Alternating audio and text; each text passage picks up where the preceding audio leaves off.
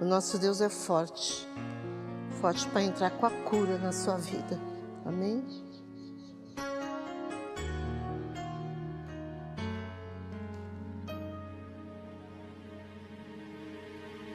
Entreguei a minha vida para Jesus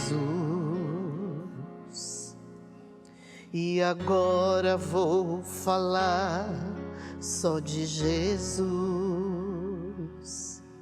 Não importa o que as pessoas vão dizer de mim, só a Ele eu vou seguir, sua vontade vou fazer. Alegria encontrei em seu amor, foi chegando e tirando toda dor, todo medo que existia foi embora e eu senti o poder de Deus agindo sobre mim. O meu Deus é forte, justo e verdadeiro, príncipe da paz, me amou primeiro, é fiel comigo, sempre meu amigo, mesmo eu sendo falho, fraco e pecador, Deus sempre me amou. Alegria encontrei em seu amor, foi chegando e tirando toda dor, todo medo que existia foi embora e eu senti o poder de Deus agindo sobre mim. O meu Deus é forte, justo e verdadeiro,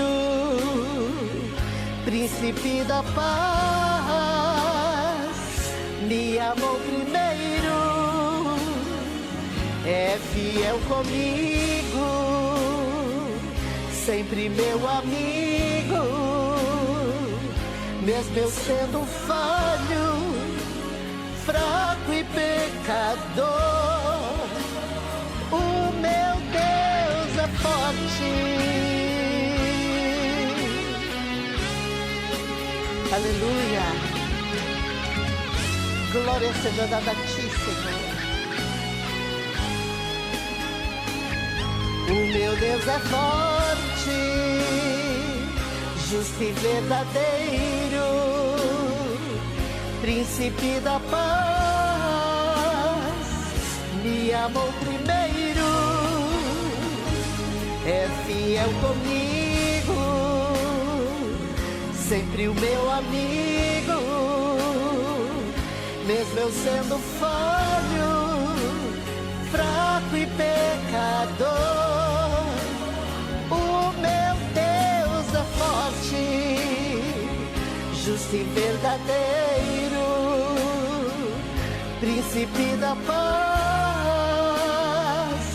me amou primeiro, é fiel comigo, sempre meu amigo, mesmo eu sendo falho, fraco e pecador, Deus sempre me amou, amou a mim, amou a você. Amém? Glória seja dada a ti, Senhor.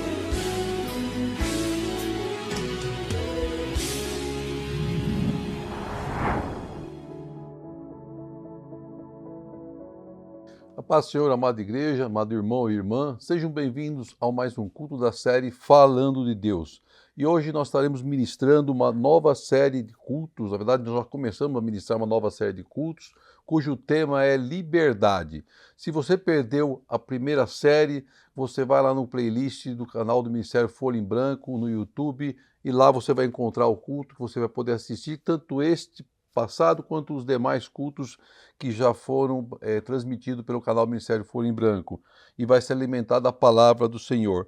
Esse tema liberdade é um tema muito interessante e nós vamos aprender muito estudando e aprendendo o que Deus tem a falar aos nossos corações. Eu quero fazer uma introdução. Essa semana, eu e minha esposa, a pastora Angie Medrado, nós estávamos falando e conversando um pouquinho sobre a família. É importante, né, a gente falar da família e relembrando algumas coisas. Falamos muito sobre a mãe dela, da pastora Angie Medrado, como ela era uma pessoa muito forte, apesar de ser assim tão frágil olhando para ela, mas forte porque ela venceu vários obstáculos, né, principalmente em poder criar as filhas depois da morte do marido. Ela adorava também nos visitar, e sempre que ela vinha nos visitar, a gente morava ali perto do Guarapiranga, ela passava na feira para comer um pastel. Ela adorava comer o pastel, né? E concordo com ela, porque pastel de feira realmente é muito gostoso, é muito saboroso. Também falamos um pouquinho do meu pai. Meu pai era neto de italiano, ele falava o que pensava sem medir as consequências. Então, às vezes, ele falava as coisas assim, e ele era meio turrão, né? Mas era o jeito dele. Ele era muito verdadeiro, ele adorava comer, nossa, ele adorava um bom prato, né? E o seu maior prazer era sair, né, com a gente, passear e comer num restaurante, poder apreciar aquilo que ele gostava, né? E coisas simples, né? Que você via nos olhos dele o quanto o alegrava. Infelizmente, né, tanto meu pai, como minha mãe, quanto a minha sogra, não estão mais conosco, estão nos braços do Senhor, o Senhor os levou, mas nós sentimos no coração ainda muita falta deles. E também falamos de uma pessoa muito próxima da pastora Angie Medrado, que ela teve isso quando morou na Inglaterra há muitos anos, um inglês com o nome Tim. Ele morava também lá, acho que se não me engano, numa parte de uma cidade pequena na Inglaterra, e uma certa vez, né, sua filha e seu filho, em férias, vieram para o Brasil e ficaram em casa, né, duas pessoas, né, um rapaz e uma moça muito simpáticos, muito agradáveis, né, e hoje já são casados, já têm até filhos, né, mas alguns anos depois, né, alguns anos atrás, perdão, a pastora recebeu uma ligação do Tim, na época ela nem era pastora ainda, mas ele havia falado que ele tinha no máximo 6 meses de vida, devido a um câncer que ele estava enfrentando, muito agressivo. Foi um choque, mas ele acalmou o coração da pastora, dizendo que ele estava feliz porque sabia, estava feliz e estava em paz porque sabia e tinha certeza que encontraria com Cristo. E até então nós não sabíamos que ele tinha aceitado a Cristo, tinha aceitado a Jesus. E aí ele contou para a pastora qual foi a sua experiência, como aconteceu, né? Então disse ele que ele estava no pub, né, é o tipo de um bar em inglês, muito comum na Inglaterra, e estava nesse pub, e qual ele frequentava, e lá estava um pastor reunido com algumas pessoas da sua igreja, discutindo alguns assuntos bíblicos. Diferente do que muitos pensam, que acha que um pub ou um bar não é um lugar que só se frequenta pessoas que querem encher a cara, engano, né? Muitos vão lá sim para beber, outros vão lá sim para festejar, mas muitos vão lá para comer ou para passar uma tarde ou para tomar um café, né, e conversar. E esse pastor, então, ele estava lá com os membros da igreja e eles não estavam bebendo, mas estavam conversando sobre a Bíblia. Era um local que eles gostavam de se encontrar. E foi nesse pub que Tim, então, ouviu a conversa deles e começou a se interessar pelo que eles estavam falando, se interessar pelo assunto bíblico ao qual eles estavam lá discutindo. E então ele se aproxima deles, né? E ele diz que gostaria de entender, que gostaria de saber quem era esse Jesus. Resumindo, o pastor, aquelas pessoas que ali estavam, né, levaram a Tim a palavra de Deus, ele aceitou a Cristo, né, desceu as águas, pelo que eu sei, né, e teve uma vida transformada. Se não fosse esse pastor se reunir em um pub, né, ou muitas pessoas às vezes até criticam ou fazem acusações, provavelmente Tim não teria tido um encontro com Cristo. Então, o testemunho que nós aprendemos desse acontecimento real é que a igreja não está apenas em quatro paredes, está muito além de quatro paredes. Ela está em todos os lugares e nós podemos transformar qualquer lugar, por mais improvável que seja, um lugar para se salvar almas, uma igreja de Deus. A igreja precisa sair da sua zona de conforto para levar a palavra da salvação. E aproveitando essa introdução, eu quero falar também de dois homens que foram usados por Deus para salvar almas em um lugar para o nosso assim visão e conhecimento seria um lugar impróprio, mas era necessário serem levados para aquele lugar, porque naquele lugar Deus usaria a vida daqueles homens. Não era uma igreja, não era um templo, não era na casa de um cristão, mas era numa prisão. E eu quero te convidar então a abrir a Bíblia, se você puder, em Atos 16, do versículo 25 ao versículo 34, para que você possa entender a palavra do Senhor, o significado de liberdade. Tantos estão aprisionados, mas não é uma prisão apenas de algemas que são impostas pelos homens, mas é a prisão colocada pelo inferno. Então diz assim a palavra de Deus: por volta da meia-noite, Paulo e Silas estavam orando e cantando hinos a Deus. Os outros presos ouviam. De repente, houve um terremoto tão violento que os alicerces da prisão foram abalados. Imediatamente todas as portas se abriram e as correntes de todos se soltaram. O carcereiro acordou e, vendo abertas as portas da prisão, desembaiou sua espada para se matar, porque pensava que os presos tivessem fugido. Mas Paulo gritou: não faça isso, estamos todos aqui.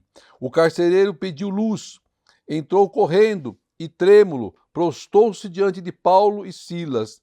Então levou-os para fora e perguntou: senhores, que devo fazer para ser salvo? E eles responderam: creiam no Senhor Jesus e serão salvos você e os da sua casa. E pregaram a palavra de Deus, e ele e a todos os de sua casa, a todos da sua casa. E naquela mesma hora da noite o carcereiro lavou as feridas deles. Em seguida, ele e todos os seus foram batizados. Então os levou para fora de casa, serviu-lhes uma refeição e com todos os de sua casa alegrou-se muito por haver crido em Deus. Aleluia, glória seja dada a Deus. Vamos entender então primeiro por que Paulo e Silas foram lançados em uma prisão. Injustamente, diga-se passagem.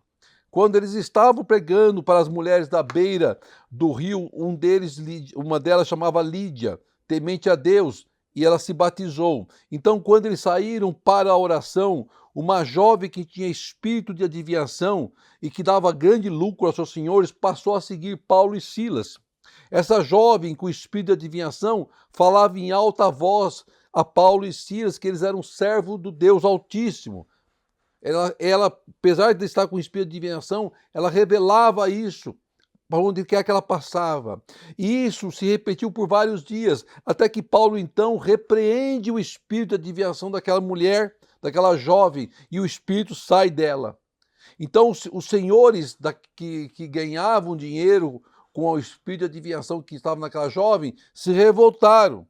E por esse motivo, Paulo e Silas foram açoitados e levados à prisão, por ter liberto uma mulher que estava aprisionada.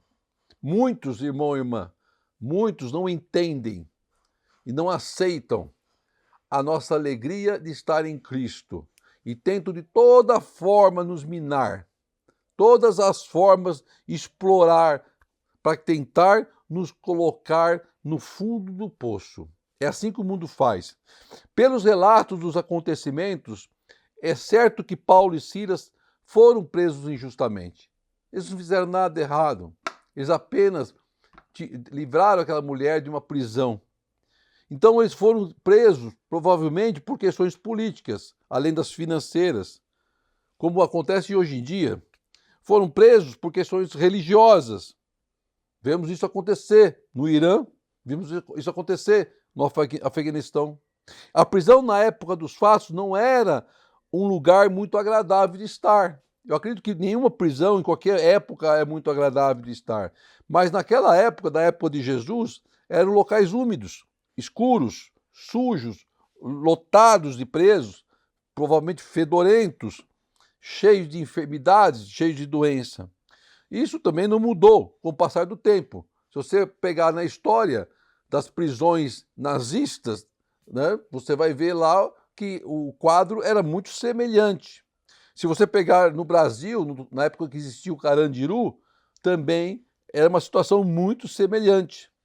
Se são lugares tão terríveis para quem cometeu um crime, imagine estar lá aquele que é inocente, que não cometeu o crime algum, como é o caso de Paulo e Silas. Qualquer um no lugar de Paulo e Silas ficaria indignado, ficaria provavelmente irritado, não aceitaria essa situação. Mas eles não murmuraram, eles não reclamaram, eles não invocaram os seus direitos, eles não pediram para chamar um advogado, eles não ameaçaram ninguém de processo. Eles começaram na prisão a fazer aquilo o que todo crente deveria fazer: louvar ao Senhor, agradecer ao nome de Deus, porque tudo está no controle de Deus. Então o versículo 25 diz que por volta de meia-noite, não sei que horas foram levados presos, mas por volta de meia-noite, eles estavam orando, eles estavam cantando. Enquanto eles louvavam a Deus e oravam a Deus, a palavra diz que os outros presos ouviam, estavam atentos. Presta atenção da importância do nosso testemunho. Outros presos ouviam. Aqueles que estão dos seus vizinhos vão ouvir o seu louvor. Na sua empresa, quando você estiver orando na sua mesa, os colegas de trabalho vão ouvir a sua oração. Aqueles que estão próximos de você vão ouvir o seu louvor e sua oração. Veja como é importante o nosso testemunho. Eles eram servos de Deus, servo do Altíssimo, assim como você, assim como eu. Mas eles estavam numa prisão, e dentro da prisão eles continuaram a servir a Deus e ser testemunho vivo de Cristo. A presença de Deus na vida daqueles homens era grande, era tremenda, de tal forma que nada podia abatê-los, nada podia entristecê-los. Quando nós estamos no Espírito, nada nos abate, irmão, nada nos entristece, porque o Espírito Santo nos enche e não há lugar para tristeza nem para que sejamos prostrados. A presença de Deus encheu de alegria aqueles homens naquela situação, mesmo sem a liberdade que eu digo dos homens, do mundo.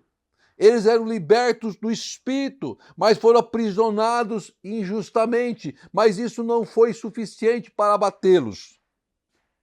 Mesmo que estejamos em meio da luta, mesmo que nós estejamos no meio do olho do furacão, mesmo que estejamos na escuridão do mar e na tempestade, Deus sempre estará conosco. Deus sempre nos confortará e confortará os nossos corações. O seu Espírito vai nos encher de alegria, de paz, de tranquilidade. Paulo e Silas se comportaram como homens de Deus, como testemunhando, como homens de Deus. Esse é o nosso papel como cristão, o seu papel como cristão, testemunhar através das suas atitudes que você é um homem e uma mulher de Deus. A atitude de Paulo e Silas seria o divisor de águas naquele lugar. naquela prisão, porque mudaria a história de vida daqueles homens, daqueles que estavam ali.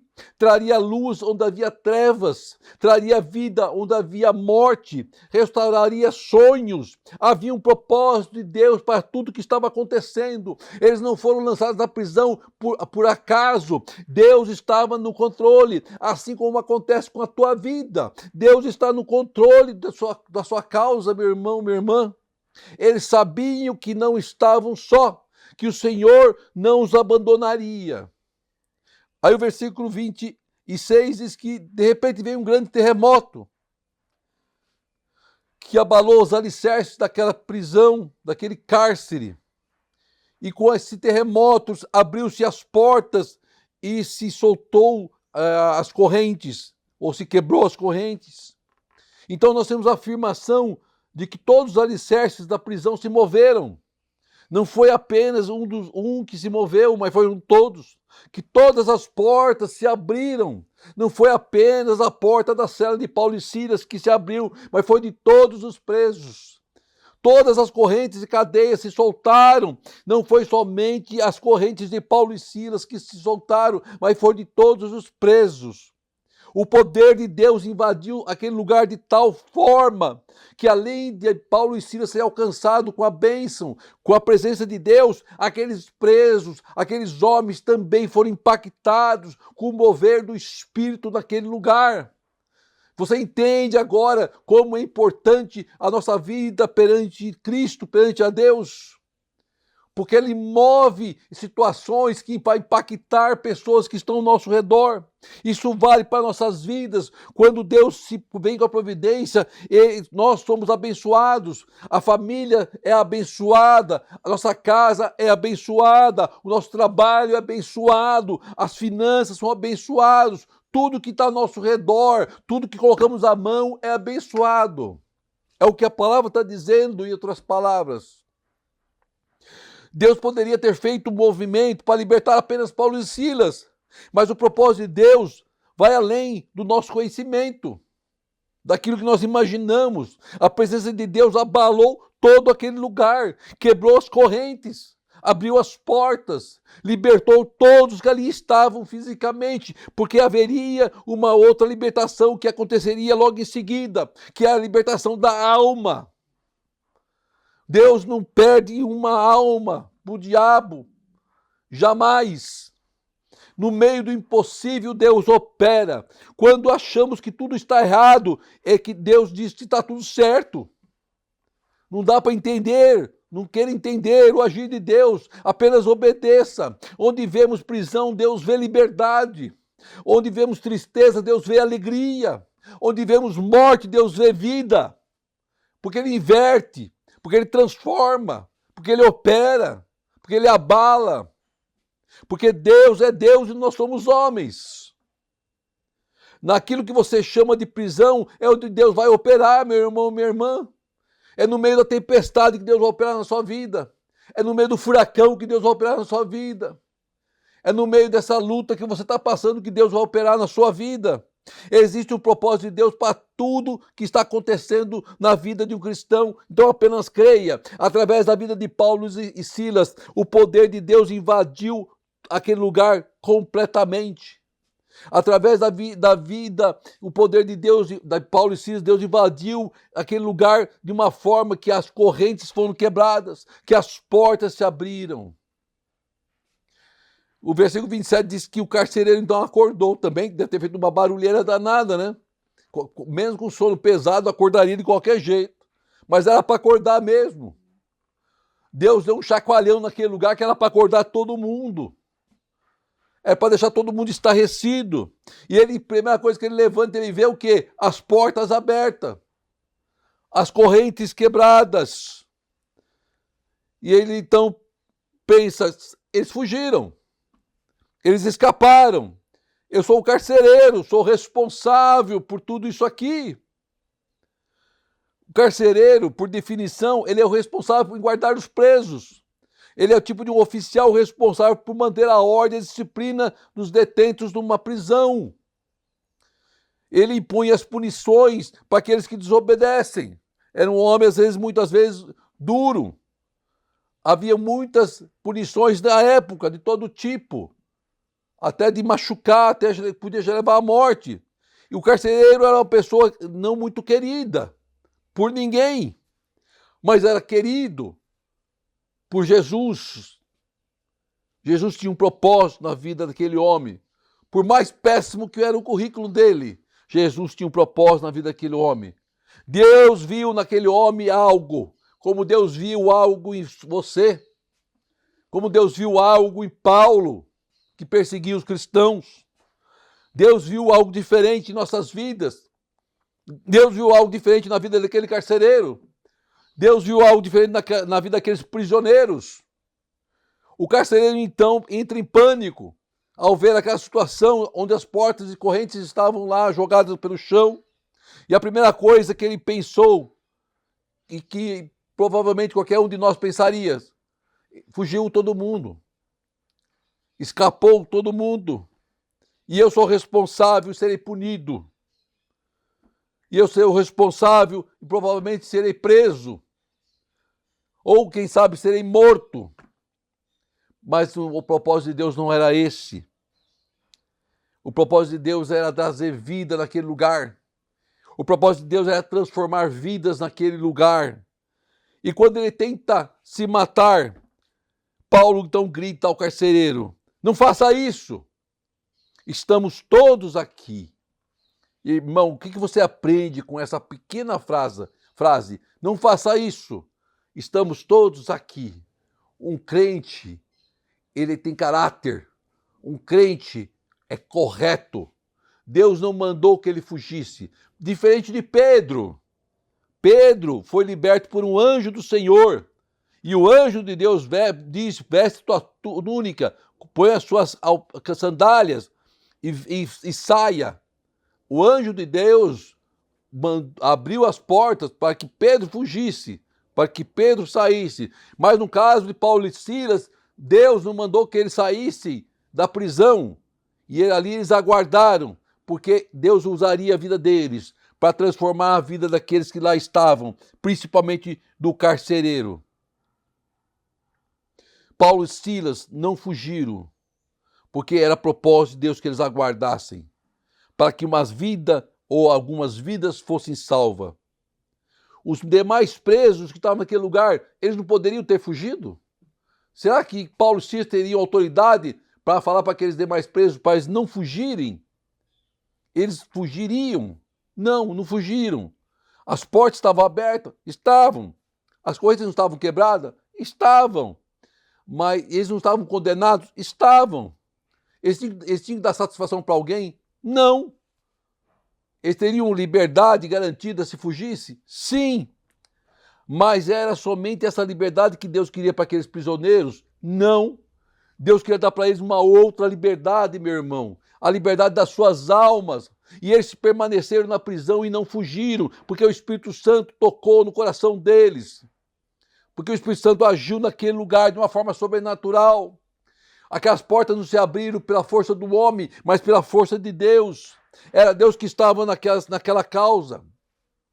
Era Deus que estava naquele movimento.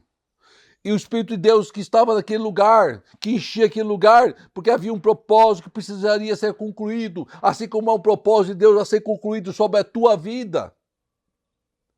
Não importa o que você esteja passando, há um propósito de Deus para a sua vida, para o que está acontecendo. Então a palavra diz no versículo 29 que o carcereiro pediu luz para poder confirmar o que ele estava vendo, por ser um lugar escuro. E disse que ele estava com medo. Mas quando ele viu Paulo e Silas, o que ele fez? Ele desmanhou a espada e atacou os dois? Não. Ele se prostrou diante deles. Porque ele reconheceu naqueles dois que eles eram homens de Deus. Quando nós estamos na presença de Deus, o inferno, qualquer um, vai reconhecer em você que você é um homem e uma mulher de Deus. Então o carcereiro pediu a luz para que ele pudesse ver o que realmente estava acontecendo, porque os seus olhos até então estavam cegos para as coisas de Deus. E o carcereiro então entra na prisão. E na prisão ele dá um salto para dentro da prisão para se prostrar à frente de Paulo e Silas. Eles reconhecem aqueles homens como sendo homens de Deus. E o que está acontecendo era algo sobrenatural. Ele sabia que estava à frente de dois homens de Deus. Ele sabia que não havia culpa a ser imputada naqueles homens. Ele sabia que Deus estava fazendo tudo aquele movimento. Ele sabia que um terremoto não quebra correntes, não abre somente portas. Um terremoto coloca tudo por terra. Um terremoto vem para tirar vidas e não para dar vida. Mas aquele terremoto veio de Deus. Aquela era uma situação diferente. Era a voz de Deus que abalou aquele lugar, que afetou os alicerces, que quebrou as correntes, que abriu as portas, que trouxe esperança, que trouxe alegria, que trouxe vida, que trouxe bênção, que trouxe salvação para aquele lugar. Temos que entender o porquê que as coisas estão acontecendo, que aos nossos olhos parecem ser terríveis, mas para Deus é o início de um novo tempo, de uma mudança. Aí no versículo 30 então, diz que o carcereiro levou Paulo e Silas para fora. E ele diz então a frase que nós esperamos que toda boca fale, que toda boca confesse o que devo fazer para ser salvo. O que eu preciso fazer para aceitar a Cristo como meu Salvador e Senhor. O carcereiro foi tocado pelo Espírito Santo, retira para fora Paulo e Silas, não os culpa de nada, e o seu coração tocado por Deus, ele pergunta: eu quero ser salvo. Esse é o objetivo que somos escolhidos por Deus, para levar a salvação, somos instrumentos do Senhor a levar a salvação, a palavra que transforma e que salva. Você entende agora como Deus opera? Quando pensamos que estamos presos, é quando estamos livres. Quando achamos que tudo acabou, para Deus está apenas começando. Quando pensamos que não tem saída, para Deus existem várias saídas. Quando pensamos que as portas se fecham, para Deus estão se abrindo. Então não quero entender o agir de Deus. Deus age da sua forma. As coisas de Deus são loucuras para o mundo. Mas para nós são esperança, para nós é vida, para nós é alegria, para nós é salvação, para nós é cura. O pastor Hernandes diz sempre que nós não conseguimos ver depois da curva, mas Deus consegue, porque Deus é Deus. Aí o versículo seguinte, o 31, diz os paulistas dizem para ele: creia no Senhor Jesus, será salvo você e sua casa. E eles pregam a palavra àquele carcereiro e a todos da sua casa, a todos da sua família. E naquela mesma noite, os carcereiros cuidou deles, lavou as feridas deles. E diz que Paulo e Silas batizou ao carcereiro e toda a sua família. E foram batizados, foram transformados, foram libertos. A palavra se cumpriu.